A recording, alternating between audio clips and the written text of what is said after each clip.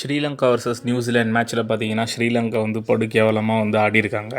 இதன் மூலியமா பார்த்தீங்கன்னா, இந்த மேட்சையும் தோத்து இந்த வேர்ல்டு கப்லேருந்தே பார்த்தீங்கன்னா எலிமினேட் ஆயிருக்காங்க.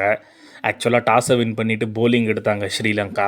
அது வந்து ஒரு தப்பான டிசிஷனு. ஏன்னா ஃபஸ்ட் பேட்டிங் ஆடியிருக்கணும். ஏன்னா ஏற்கனவே அவங்க இங்கிலாந்து கூட வந்து சேசிங்கில் வந்து 51 ரனில் வந்து தோத்துட்டாங்க. இந்த மேட்ச் வந்து டூ ஆர் டை மேட்ச்சு. இதில் வந்து ஃபஸ்ட் பேட்டிங் ஆடியிருக்கலாம். அதே மாதிரி இந்த மேட்ச்சில் பார்த்தீங்கன்னா ஒரு கட்டத்தில் 84 ஃபார் 6 இருந்தாங்க நியூசிலாண்டு. அவ்வளோதான், ஸ்ரீலங்கா வந்து ஒரு 120க்குள்ளே வந்து நியூசிலாண்டை ரெஸ்ட்ரிக்ட் பண்ணி அவங்க சேஸ் பண்ணிடுவாங்க அப்படின்னு நினைக்கிற சுச்சுவேஷனில் பார்த்தீங்கன்னா மெக்கோங்கி அப்படின்ற பிளேயரும் சாண்ட்னரும் ஒரு சூப்பரான பார்ட்னர்ஷிப் வந்து பண்ணாங்க. அதாவது ஃபஸ்ட்டு 84 பார்த்தீங்கன்னா வந்து 6 விக்கெட்ஸ் டவுனு 12.1 ஓவர்ஸில் அடித்தாங்க.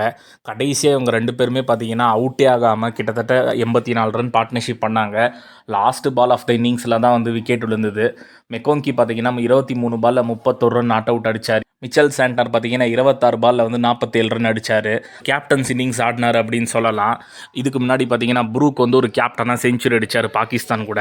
அந்த மாதிரி ஒரு மேட்ச் வினிங் இன்னிங்ஸாக பார்த்தீங்கன்னா சாண்ட்னர் வந்து ஸ்ரீலங்கா கூட ஆடியிருக்காரு.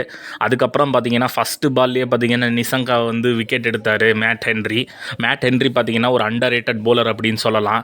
ஏன்னா ஆல் ஃபார்மேட்ஸில் வந்து இப்போ இருக்கிற போலர்ஸில் வந்து one of the few bowlers தான் வந்து பெஸ்ட்டாக இருக்காங்க.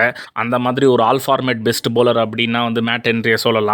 அவரோட லைன் அண்ட் லென்த் வந்து வேறு லெவலில் இருக்கும். அவர்கிட்ட வந்து பெருசாக பேஸ் இருக்காது, பெரிய வேரியேஷன்ஸ்லாம் இருக்காது. அந்த டெஸ்ட் மேட்ச் லைனை வந்து போட்டு டெஸ்ட் பண்ணிகிட்டே இருப்பார்.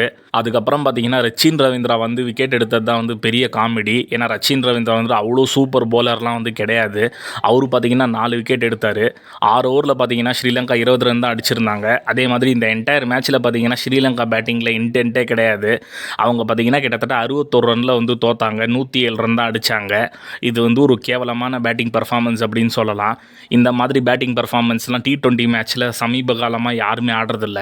அதாவது ஒரு பெரிய டீமோ ஒரு சின்ன டீமோ ஆடினா தான் இந்த மாதிரி பர்ஃபார்மன்ஸ் வரும். ஆனால் இப்போ இருக்கிற சின்ன டீம்ஸான இட்டலி, நேபாள் மாதிரியான டீம்ஸே பார்த்தீங்கன்னா ஃபைட் பண்ணுறாங்க. ஜிம்பாப்வே பார்த்தீங்கன்னா ஆஸ்திரேலியா, ஸ்ரீலங்கா மாதிரி டீம்லாம் பீட் பண்ணி சூப்பர் 8க்கே வந்துட்டாங்க. இந்த மாதிரியான சுச்சுவேஷனில் பார்த்தீங்கன்னா ஸ்ரீலங்கா வந்து ஒரு கேவலமான ஒரு பர்ஃபார்மன்ஸ் வந்து கொடுத்துருக்காங்க. ஸ்ரீலங்காவுக்கு வந்து எல்லா ஃபெசிலிட்டியுமே இருந்தது. இதுதான் அவங்க ஹோம் கிரவுண்டு. அவங்க ஹோம் கிரவுண்ட்லேயே வேர்ல்டு கப் ஆடுறாங்க. சூப்பர் 8க்கு வந்துட்டாங்க. இங்கே இருந்த 2 மேட்ச் ஜெயிச்சாலே செமிஃபைனல் போகலாம். 2014க்கு அப்புறம் பார்த்தீங்கன்னா ஸ்ரீலங்கா எந்த ஒரு ஐசிசி டூர்னமெண்ட்லேயுமே வந்து செமிஃபைனல் வரல. அதே மாதிரி இந்த வாட்டி பார்த்தீங்கன்னா எக்ஸ்பீரியன்ஸ் இருக்குது. பேட்டிங்க்கு ஒரு கோச்சு, ஃபீல்டிங்க்கு ஒரு கோச்சுன்னு இந்தியாவிலேருந்து வந்து எடுத்திருக்காங்க. அதே மாதிரி சனாத் ஜெயசூர்யா பார்த்தீங்கன்னா மோஸ்ட் எக்ஸ்பீரியன்ஸ்டு ஸ்ரீலங்கன் பிளேயர் வந்து கோச்சராக இருக்கார். ஷானாக்காவுமே பார்த்தீங்கன்னா 100 மேட்ச்சுக்கு மேலே வந்து T20 இன்டர்நேஷனல் ஆடி இருக்கிற அனுபவம் இருக்குது. முக்கியமாக குசால் மெண்டீஸை வந்து 10 வருஷமாக வந்து இன்டர்நேஷ்னல் கிரிக்கெட் ஆடுறாரு. ஸோ இப்போ பார்த்தீங்கன்னா வந்து ஸ்ரீலங்கா வந்து இந்த வேர்ல்டு கப்பை விட்டு எலிமினேட் ஆகிட்டாங்க.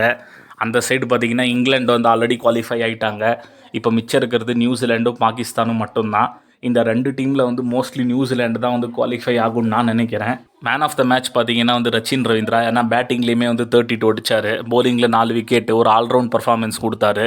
ஸ்ரீலங்கா வர்சஸ் நியூசிலாந்து மேட்சை நீங்கள் பார்த்தீங்களா? இந்த மேட்ச் உங்களுக்கு எப்படி இருந்தது அப்படின்றத வந்து கமெண்ட் செக்ஷனில் கமெண்ட் பண்ணுங்கள்.